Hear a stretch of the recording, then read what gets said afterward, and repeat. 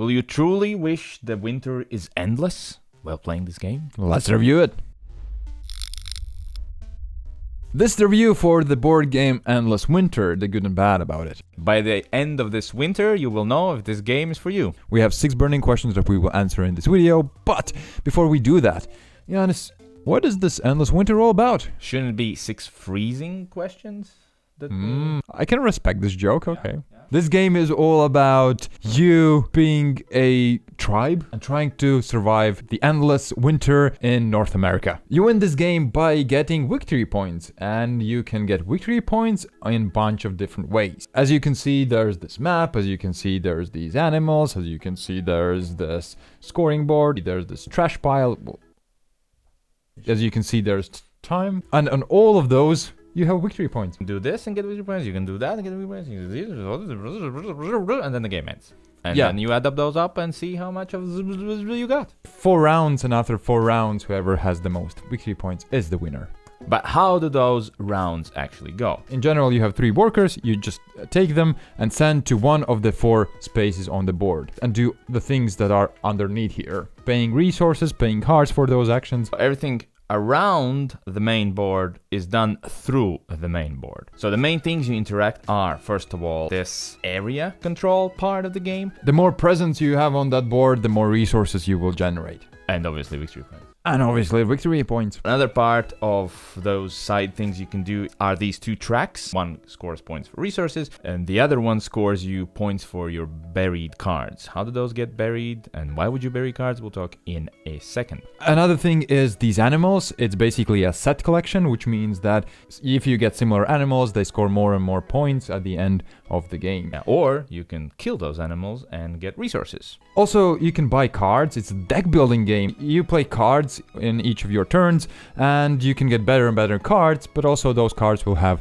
victory points. Very important part is this monolith pile. You have these monolith pieces, well, basically stones with your glyphs on them, and you can make a pile of stones that will stay there for centuries and give you victory points. As you can see, there's a bunch of mechanisms, but essentially what you need to remember, you take one of your workers, send somewhere, and spend resources to get any of these bonuses. And when everyone has placed all of their workers, the round is going to end, and then there's going to be a separate phase, which is called the eclipse phase. There's different things that you can get that produce more resources in the eclipse phase, and you get more and more things by that. We're going to talk a lot more about this game in this video, so we should jump to the first question, which is... Oh, you're asking me? Who will you get this game for? 3, 2, 1... Everything, everywhere, all at once.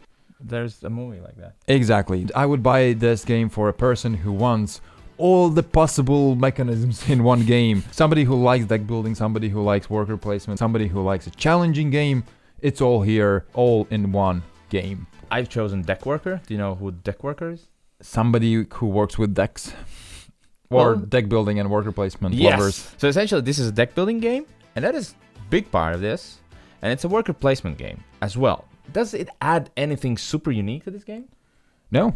All of it is seen somewhere. Right? Somewhere seen. But it comes together really nicely.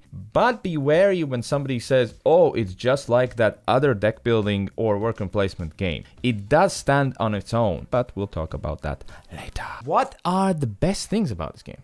My third best thing about this game is going to be interaction.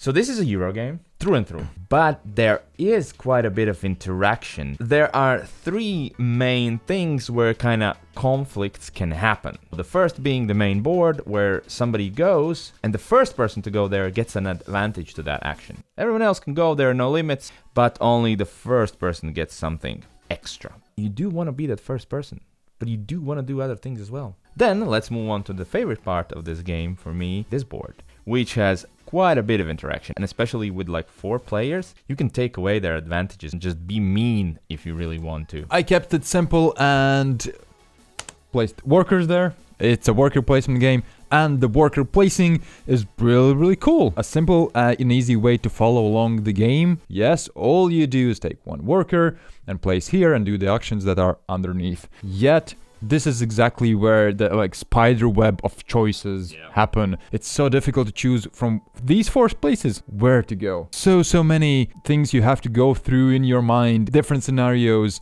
to choose the right path. My next thing is going to be easy card trashing.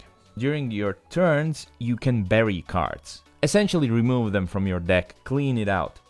But you also score points for that. Not only you clean out your deck, but you're also going to score points. And this is, I think, the easiest game where you can have a clean, nice deck the way you want it. Never feel like you're stuck with a horrible deck, because it's so easy to clean it out.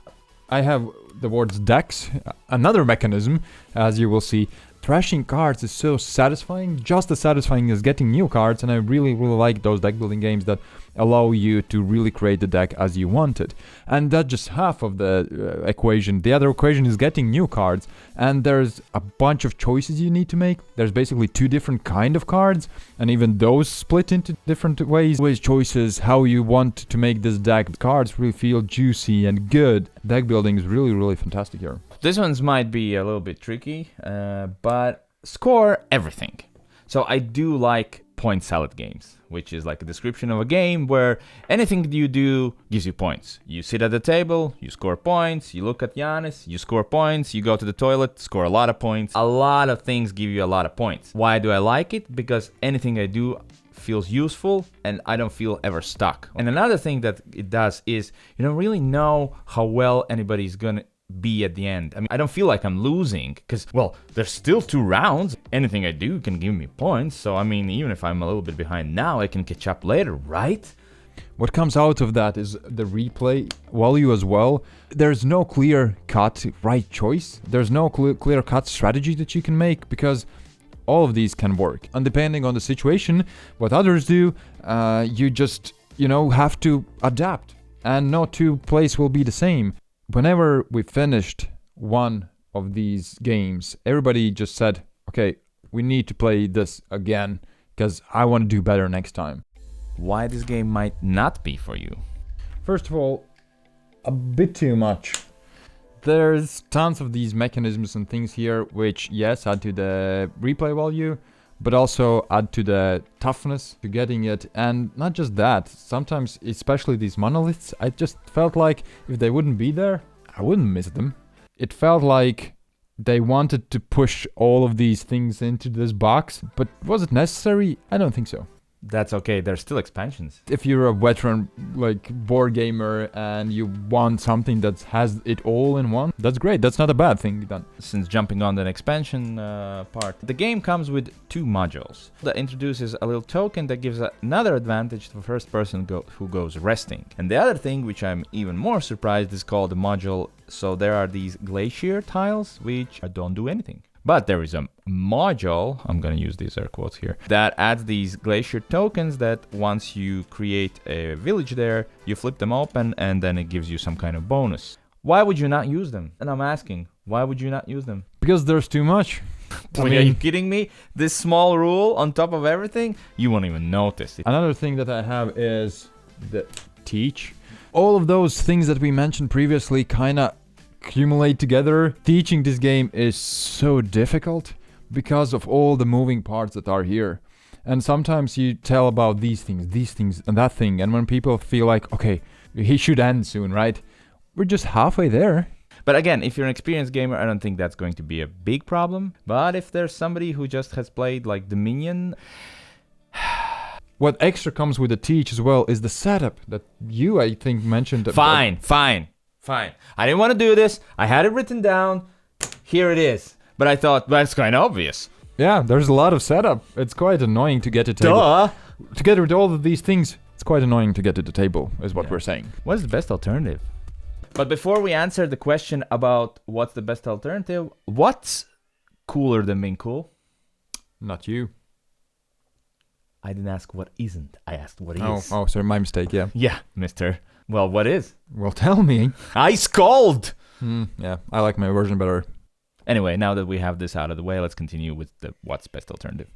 3, 2, 1. Dwellings of Elderway. Ah, good choice. I have Bitoku. There's also the teach is quite a lot for that game. There's worker placement, there's like tableau building, there's combat. Tons of these things, and there is high interaction, which this game also gives. And I thought that these go quite well together. This is more Euro-ish with even more resources. Yeah. This has resources, but it's different. Two different games, both good alternatives to one another. I took Bitoku mostly because of so many things that you need to teach and little things. I feel like the teach of this is very reminiscent, That word, yes. similar to Bitoku, because there's a lot to teach in Bitoku. Yep. Like, pwah. And there's some interaction, and it also has worker placement, well, dice placement, and it also has kind of deck building a little. Yeah, no, there is. If you thought Bitoku and thought, yeah, this is easy, then this is gonna be nothing. In the feel of the scope of how many things there are, different things, all these three games definitely fit that bill. How long is the honeymoon? Yeah, 3, 2, 1. Please.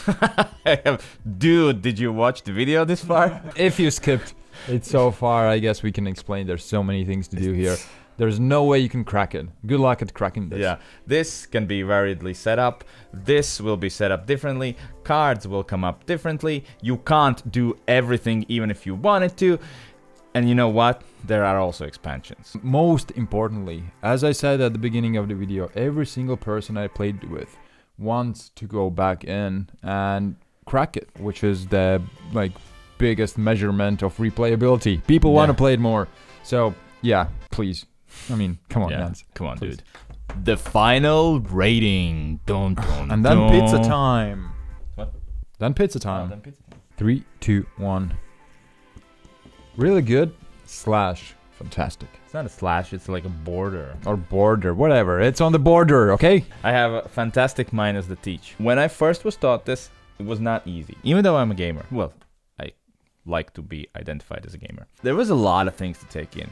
At one point, I think I blacked out and then they had to wake me up. And yeah, anyway, it was a tough one. The rest of the times I played with the same people and we didn't have to teach. And it was a fantastic experience. But if I had to go and teach this, I'd go maybe let's play something So I'm not looking forward to teaching this game to a ton of people. Yeah, I think it's really, really great. A lot of things that it does just brilliantly.